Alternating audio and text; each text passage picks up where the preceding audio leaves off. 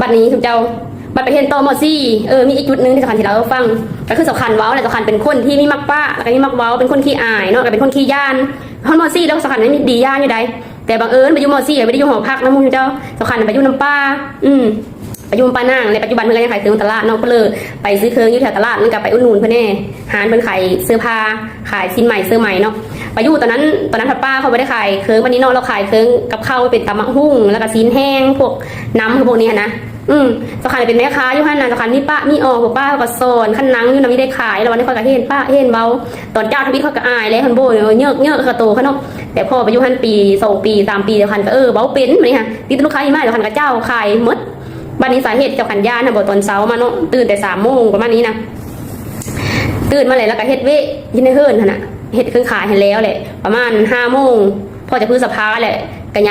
างลงไปดังไพ่ตลาดสำคัญหายานแต่กันนี่ก้าวเว้านะคันสิว่ายันป้าหายเจ้า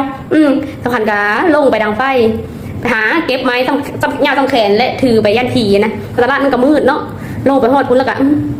ห่างถือไม้เลยไปมาห้าวลงมาสำคัญเอาค้นพื้นสำคัญขึ้นในใจเฮ็ดม.4 ม.5 ม.6 3 ปีสำคัญดีย่านเลยสำคัญไม่มีน้ำย่านในแอนโหเลยเราเฮ็ดม.4 สำคัญย่านมันทอนม.5 ม.6 เนาะตอนนั้นมีทอนม.6 เนาะสำคัญย่านเพราะมันสิ้นเลยจ้ะอันนี้คือสาเหตุที่เห็นได้สำคัญดีย่านเพราะนี่กับจบเพลงซ้ำนี้คลิปที่ว่าไปเห็นต่อม.4 ม.5 ม